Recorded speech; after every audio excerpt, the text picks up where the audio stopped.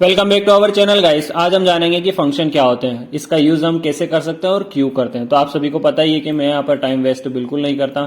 तो चलिए एक नई फाइल बनाते हैं। उस फाइल का नाम रख लेते हैं ट्यूट23, क्योंकि इस सीरीज का ये हमारा 23 लेक्चर है।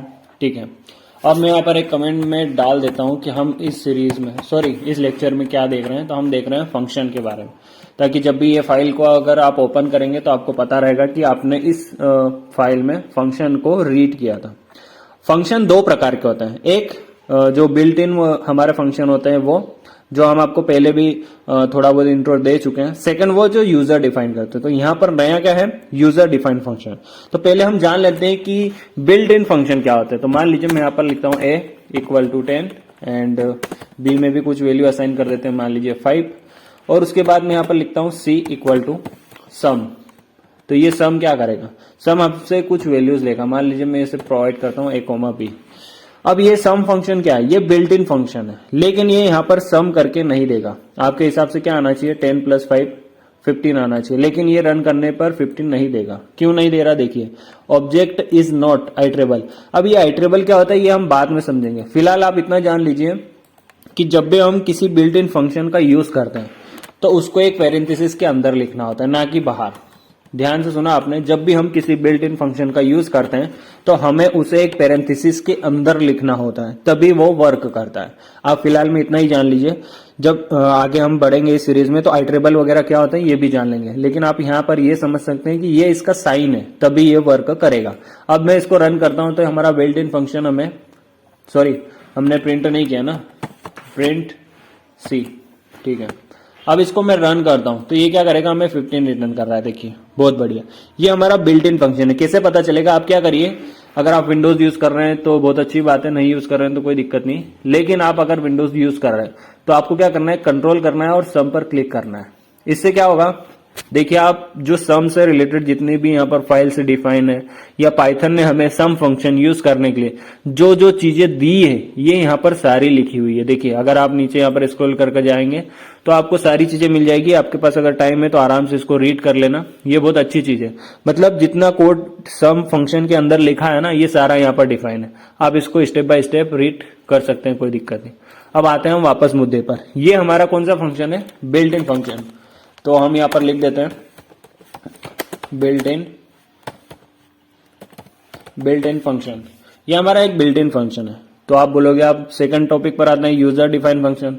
बहुत बढ़िया, आप परफेक्टली सोच रहे हैं। तो हम आते हैं यहाँ पर यूजर डिफाइंड फंक्शन क्या होता है।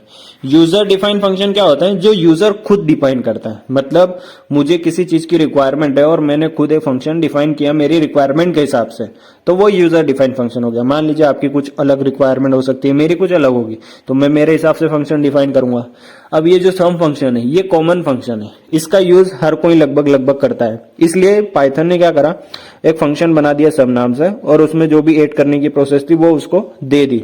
लेकिन हर किसी को मेरे जैसी रिक्वायरमेंट नहीं हो सकती, आपकी रिक्वायरमेंट अलग हो सकती है। तो पाइथन ने फिर हमें ऑप्शन दिया कि आप खुद भी एक फंक्शन डिफाइन कर सकते हैं। कैसे, मान लीजिए यहाँ पर मैं कुछ लिख रहा हूं, अगर आपको समझ में नहीं आए तो पेशेंस से रखिएगा, मैं आपको यहाँ पर वापस समझाऊंगा।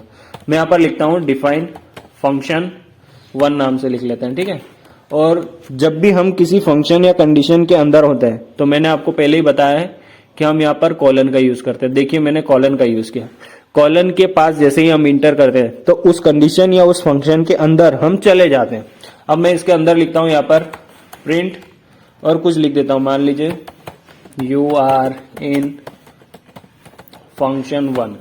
अब इससे क्या होगा, ये हमारा एक फंक्शन प्रिपेयर हो चुका है। ये फंक्शन कुछ रिटर्न नहीं कर रहा है, अभी हमने इसको कुछ काम करने के लिए नहीं कहा है, लेकिन ये प्रिंट जरूर करेगा। ये प्रिंट क्या करेगा, यू आर इन फंक्शन। अगर मैं इसको रन करता हूं तो ये रिटर्न करेगा, नहीं करेगा। क्यों, फंक्शन में जैसे ही हम पहले जो बिल्ट इन फंक्शन होते हैं उनको हमें प्रिंट करने की रिक्वायरमेंट होती है, same as it is function को कॉल करने की जरूरत होती है। भाई, आप बिना फंक्शन को कॉल किए हुए उसको रन कैसे करोगे। तो मैं यहाँ पर लिखता हूं प्रिंट और फंक्शन का नाम। तो ये हमारा फंक्शन अब यहां से कॉल होगा। अब ये क्या रिटर्न करेगा, देखिए, अब ये रिटर्न कर रहा है you are in function 1 and none. मतलब आपको फंक्शन को कॉल करना होता है, बिना फंक्शन को कॉल किए आप यूज नहीं कर सकते। अब आप बोलोगे कि फंक्शन को यूज करने की रिक्वायरमेंट क्यों आई, जैसे मान लीजिए आप बहुत बड़े प्रोजेक्ट पर काम कर रहे हैं, ठीक है, वहां पर बहुत सारे फंक्शन है, आपने कुछ रिक्वायरमेंट थी तो आपने क्या करा, ये फंक्शन वहां पर डिफाइन कर दिया, तो आपने यहाँ पर इसको कॉल कर लिया। लेकिन इस स्लाइड के बाद देखिए यहाँ पर जहां पर मैं क्लिक कर रहा हूं, यहाँ पर इसके 10 पेज बाद, मतलब 10 स्लाइड बाद आपको अगेन इस फंक्शन की रिक्वायरमेंट आई, तो आप वहां पर वो फंक्शन दोबारा लिखेंगे? नहीं भाई, ये तो ठीक है छोटा फंक्शन है, अगर ये हजारों लाइन का फंक्शन होता है तो आप दोबारा वहां पर लिखते हैं। नहीं, आपको सिंपली क्या करना है, प्रिंट फंक्शन के अंदर अपने फंक्शन को कॉल करना है, आप वहां पर भी सेम डेटा का यूज जो फंक्शन के अंदर आपने डिफाइन किया है उसका यूज कर पाएंगे। अब मैं आपको एक चीज और यहाँ पर बताता हूँ। मान लीजिए जो ऊपर हम काम कर रहे थे ए और बी को ऐड करने का बिल्ट इन फंक्शन में, सेम एज इट इज काम है आप यहाँ पर भी कर सकते हैं। कैसे? जहां पर आप फंक्शन डिफाइन कर रहे हैं वहां पर दे दीजिए उसको कुछ नंबर या वेरिएबल। मान लीजिए मैं यहाँ पर वेरिएबल देता हूँ ए कॉमा बी और उसको बोल देता हूँ कि आप क्या करो, ए प्लस बी कर दो, ठीक है। तो आप बोलोगे ये ए प्लस बी करेगा, बिल्कुल करेगा, लेकिन जब आप उसको कॉल कर रहे हो ना तो ए और बी की वैल्यू उसको पास कर दो, तभी तो वो रिटर्न करेगा। तो हम यहाँ पर इसको वैल्यूज दे देते हैं 6,6। अब ये क्या करेगा, ये हमें 12 रिटर्न करके देगा। देखिए यू आर इन फंक्शन 1 और 12। अब ये नीचे नन क्यों आ रहा है इसका मैं आगे बताऊंगा, लेकिन फिलहाल पर आप ऊपर की लाइन पर ध्यान दीजिए। ये हमें रिटर्न कर रहा है यू आर इन फंक्शन 1, मतलब हमारा पुराना काम, लेकिन हमने नया क्या किया, ए प्लस बी, तो देखिए हमें 12 रिटर्न कर रहा है। अगर मान लीजिए आपको ये अपने स्टार्टिंग में ये फंक्शन ऐड करने का प्रोजेक्ट के स्टार्टिंग में डिफाइन कर दिया, ठीक है। अब आप प्रोजेक्ट के सेंटर में चले गए और वहां पर आपको किसी 2 नंबर को ऐड करने की जरूरत पड़ी, तो आपको वहां पर पूरा फंक्शन दोबारा नहीं लिखना है। आप क्या करिए, इस फंक्शन को कॉल करिए और उसमें वो नंबर 2 पास कर दिए जो नंबर की आपको रिक्वायरमेंट है। मतलब ये प्रॉपरली बात ये है कि आप फंक्शन को कहीं पर भी डिफाइन कर सकते हैं, लेकिन आप जब तक उसको कॉल नहीं करेंगे आप उसका यूज नहीं कर सकते। तब तक वो फंक्शन आपके, जिसे हम कमेंट करते हैं ना अपने प्रोग्राम में कि कमेंट का कोई यूज नहीं होता, पाइथन का इंटरप्रेटर जो होता है वो इसको इग्नोर कर देता है। Same as it is function भी होता है। फंक्शन को क्या करिए, आप डिफाइन कर दीजिए कहीं पर भी और उसको पढ़ने दीजिए। जब तक आप उसको कॉल नहीं करेंगे वो रन नहीं होगा, आपके प्रोग्राम को डिस्टर्ब बिल्कुल नहीं करेगा। ये बात हो चुकी है। अब मैं आपको बताता हूं यहाँ नन की पिक्चर, जो ये नन आ रहा है ना, ये नन, देखिए ये नन रिटर्न कर रहा है। इसकी पिक्चर मैं आपको समझाता हूँ। पिक्चर नहीं है, मतलब थोड़ी सी कहानी है। तो हम यहाँ पर क्या करते हैं, एक नया फंक्शन डिफाइन करते हैं, उसका नाम क्या रखेंगे, डिफाइन फंक्शन 2, ठीक है। हम यहाँ पर एक फंक्शन 2 डिफाइन करते हैं, उसमें ए कॉमा बी पास कर देते हैं, ठीक है। और ये फंक्शन हम क्यों लिख रहे हैं, पहले हमने 8 का लिख लिया ना, अब एवरेज का लिख लेते हैं, ठीक है। तो हमको एवरेज निकालना है 2 नंबर का, तो हम क्या करेंगे, एवरेज नाम से एक वेरिएबल बनाएंगे, उसमें क्या करेंगे, पेरेंथेसिस में ए प्लस बी कर देंगे और डिवाइडेड बाई 2, क्योंकि हमारे पास 2 ही नंबर है। तो हम क्या करेंगे, 2 नंबर का एवरेज निकालने के लिए आपको पता ही है कि हम क्या करते हैं, ए प्लस बी डिवाइडेड बाई 2। और मैं यहाँ पर क्या करूंगा, प्रिंट और अपना एवरेज यहाँ पर प्रिंट कर दूंगा। बहुत बढ़िया। अब मैं इसको रन करता हूँ तो ये कुछ रिटर्न करेगा, बिल्कुल नहीं करेगा। देखिए यू आर इन फंक्शन 1, 12 और नन। मैंने आपको पहले ही बता दिया है कि जब तक आप फंक्शन को कॉल नहीं करेंगे ये रन नहीं होगा। तो अब आप क्या बोलोगे कि इसको कॉल करें, बिल्कुल 100%। तो यहाँ पर हम लिखते हैं प्रिंट और उसके अंदर हमारे फंक्शन का नाम क्या है, फंक्शन 2, ठीक है। लेकिन आप यहाँ पर ध्यान से देखिए, वो हमसे मांग रहा है ए और बी। क्यों? क्योंकि हमने फंक्शन 2 को ए और बी दिया है, तो हमें एवरेज निकालने के लिए 2 नंबर उसे देना होगा। तो मैं यहाँ पर देता हूँ 6,6, ठीक है। अब इनका एवरेज जो भी आएगा वो रिटर्न करेगा। देखिए you are in function 1 none, और इसने क्या एवरेज रिटर्न किया 6। अब ये दोनों जगह नन क्यों आ रहा है मैं आपको आगे और समझाऊंगा।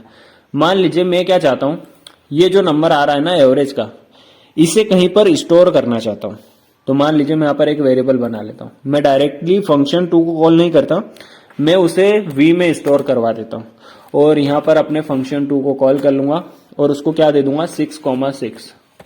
और यहाँ पर क्या कर लूंगा, ये जो है इसको प्रिंट नहीं करूंगा, यहाँ पर प्रिंट करूंगा v को।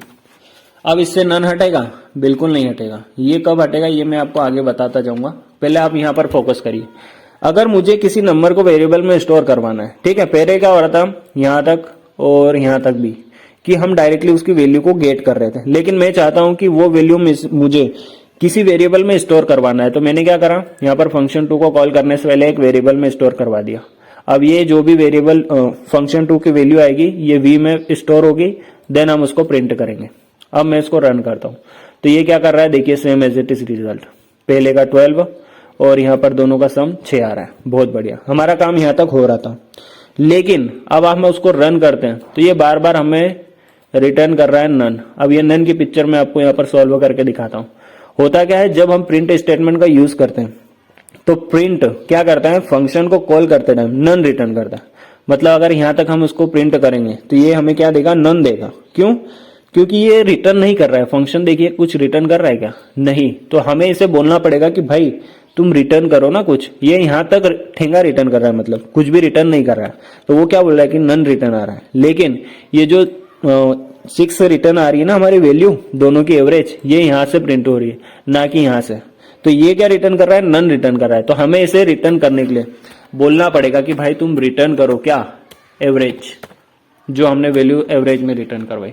अब इसको रन करते हैं तो देखिए ऊपर का जो नन था वो तो चला गया, सॉरी है, लेकिन जो नीचे का था हमारा नन आ रहा था वो हट चुका है। क्यों? क्योंकि हमने उसकी वैल्यू को रिटर्न करवा दी। देखिए ध्यान से, ये हटता क्यों नहीं, हाँ, हमने यहाँ पर जैसे ही उसकी एवरेज रिटर्न करवाई वो हमारे आउटपुट स्क्रीन से गायब हो चुका है और ये रिटर्न कर रहा है 6। अब ऊपर का भी हटाना है तो आप ऐसे ही कर सकते हैं, कोई दिक्कत नहीं। एक बात मैं आपको यहाँ पर और बताता हूँ, आप जैसे ये फंक्शन को यहाँ पर प्रिंट स्टेटमेंट के अंदर लिख रहे हैं ना, अगर ये नहीं भी लिखेंगे तब भी ये वर्क करेगा। देखिए मैं यहाँ पर ये प्रिंट स्टेटमेंट हटा देता हूँ और ये जो रेड साइन आ रहा है पैरेंथेसिस का, इसको हटा देता हूँ।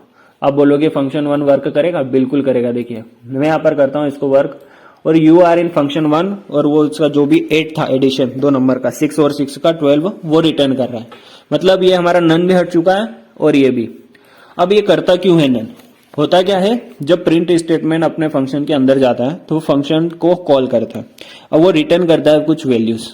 अब वैल्यू रिटर्न करेगा तो उस टाइम पर वो क्या देता है, कुछ भी नहीं, खाली। अब खाली देगा तो वो प्रिंट क्या करेगा, खाली रिटर्न। आप खाली तो नहीं लिख सकता ना, तो उस खाली को लिखने के लिए पाइथन में नन आता है, इसीलिए वो रिटर्न करता है नन। तो ये चीजें आप लोगों को समझ में आ चुकी होगी, मैं इसको एक बार और शॉर्ट में समझा दूंगा। लेकिन एक चीज यहाँ पर और बची है, उसका नाम है डॉक स्ट्रिंग। अब आप सभी को फंक्शन के बारे में थोड़ा बहुत एटलीस्ट नॉलेज होगा, लेकिन मैं एक चीज यहाँ पर आपको बताना चाहूंगा, डॉक स्ट्रिंग। डॉक स्ट्रिंग क्या होता है? मान लीजिए मैं यहाँ पर कुछ लाइन लिखता हूं, लाइन नहीं लिखता, पहले आपको बता देता हूं कि डॉक स्ट्रिंग होता क्या। एक्चुअल में होता क्या है, जब आप हजारों, 2000, 4000 फंक्शन एक साथ एक प्रोजेक्ट में लिख रहे हैं, अब आपने किसी को वो प्रोजेक्ट सौंप दिया, हैंडल कर दिया, ठीक है, आप उस कंपनी से चले गए। अब सामने वालों को क्या पता चलेगा कि आपका जो फंक्शन है वो क्या काम कर रहा है? तो आपको यहाँ पर कुछ लिखना होगा जिससे उसको पता चल जाए कि वो क्या फंक्शन है और उसका यूज क्या है। तो मैं यहाँ पर कुछ लिखता हूं, सॉरी, यहाँ पर कुछ, हाँ, यहाँ पर कुछ लिख देते हैं जिससे सामने वाले को पता चल जाए कि ये फंक्शन हमने क्यों लिखा था। तो मैं यहाँ पर लिखता हूं, this is a function who calculate average of 2 numbers. अब इस लाइन से क्या पता चलेगा? इस लाइन से जब भी हम किसी को ये प्रोजेक्ट या फंक्शन देंगे तो वो इसको रीड करके समझ जाएगा कि this is a function who calculate average of, यहाँ पर जी लिख दिया क्या, एवरेज ऑफ 2 नंबर्स। अब आप बोलोगे कि सर आप तो ये फालतू में डॉक स्ट्रिंग जैसा वर्ड, भारी वर्ड यूज कर रहे हो, इसका तो हम सीधे बता सकते हैं। आपने सर यहाँ पर मल्टी लाइन कमेंट यूज किया जो आप पहले ही बता चुके हो। नहीं, आप ध्यान से देखिए, मल्टी लाइन कमेंट हम जब करते हैं तब किसी फंक्शन के अंदर नहीं, यहाँ पर बाहर लिखते हैं। देखिए मैं आपको बताता हूं, यहां पर लिखते हैं, यहां पर लिखते हैं मल्टी लाइन कमेंट, यहां पर लिखते हैं मतलब बाहर। किसी फंक्शन के अंदर आज तक लिखते देखा है कभी आपने? नहीं। तो जो फंक्शन के अंदर पहली लाइन में हम लिखते हैं ना, उसको बोलते हैं डॉक स्ट्रिंग। अब इसका फायदा क्या है? फायदा ये है कि जब आप किसी को प्रोजेक्ट अपना सौंप दोगे तो इस लाइन को पढ़कर ये पता कर सकता है कि आपका फंक्शन क्या काम करता है या आपने फंक्शन क्यों बनाया।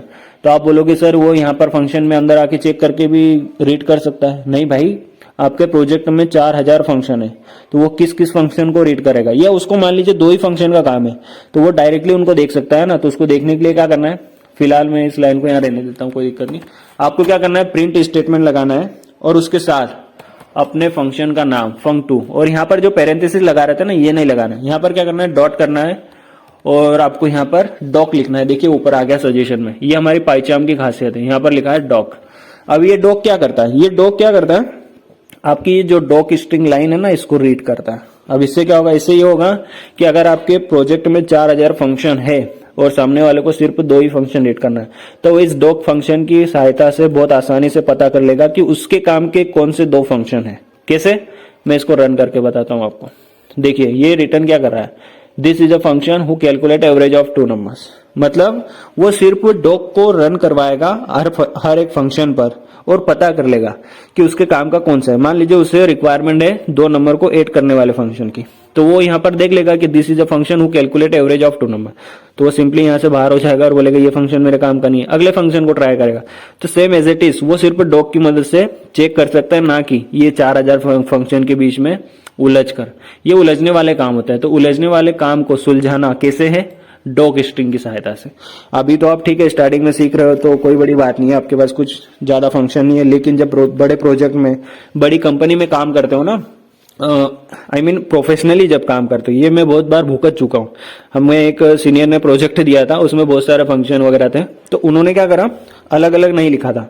अब हमारे दिमाग में खिचड़ी हो गई कि कौन सी चीज कहाँ लिखी है, और उन्होंने जैसे मल्टीलाइन कमेंट, आप बोल रहे थे कि जो डॉक स्ट्रिंग है इसको मल्टीलाइन कमेंट भी बोल सकते हो, तो कोई दिक्कत नहीं, आप बोल लो, बोलने में क्या जाता है, लेकिन यूज करना चाहिए। तो उसने ये भी नहीं किया था, तो हमारे दिमाग में खिचड़ी हो गई थी कि प्रोजेक्ट को समझना कैसे है भाई। तो ये चीजें बहुत यूजफुल होती है, इनको आप लिखने की आदत डालें। डॉक स्ट्रिंग लिखना चाहिए आपको, ज्यादा फंक्शन है, आप किसी प्रोजेक्ट को प्रिपेयर कर रहे हो, अब मान लीजिए आप कॉलेज में हो, कोई प्रोजेक्ट प्रिपेयर कर रहे हो, तो आपको वहां पर डॉक स्ट्रिंग लिखना चाहिए, ताकि आपका जो सर है, मैडम है, वो चेक कर पाए कि आपने कौन सा फंक्शन किस लिए लिखा है। मान लीजिए अगर उसने यहाँ पर कुछ वार्निंग लिखी होती, ठीक है, मैं यहाँ पर लिखता हूं नंबर्स और यहाँ नीचे लिख देता हूं वार्निंग, वार्निंग लिख देते हैं, this function doesn't work for 3 number. अब मैंने ये वार्निंग लिख दी है, जैसे आप रोड साइड से कभी गाड़ी चलाते हैं तो वहां वार्निंग लिखी होती किसी भी बोर्ड पे रेड साइन में कि आपको यहाँ पर गाड़ी पार्क नहीं करना चाहिए, या स्लो डाउन गाड़ी चलाओ, या आगे ब्रेक है, सॉरी वो ब्रेकर है। तो ये चीजें वार्निंग में भी काम में आती है। अगर आपको सामने वाले को वार्निंग दे रहा है कि ये फंक्शन कब आपको यूज करना है, तो सिंपली देखिए यहाँ पर अगर आप इसको रन करेंगे तो आपको सिंपली पता चल जाएगा पूरी तरह से, this is a function who calculate average of 2 number. मतलब अगर किसी को 2 नंबर का एवरेज करना है तो सिर्फ वही इसको यूज करेगा। और यहाँ पर वार्निंग भी लिखी है कि this function doesn't work for 3 number, मतलब ये फंक्शन 3 नंबर पर काम नहीं करता। तो जिसको 3 नंबर का एवरेज करना है वो थोड़ी ना यहाँ पर आएगा फिर, नहीं तो ऐसे में क्या होगा, आपने एक फंक्शन दे दिया, सर ने बोला एवरेज का है, आप बोल दो कि हाँ ठीक है, अब वो 2 नंबर का या 3 नंबर का उसको थोड़ी पता है। तो उसको चेक करने के लिए आपको डॉक स्ट्रिंग का यूज करना चाहिए।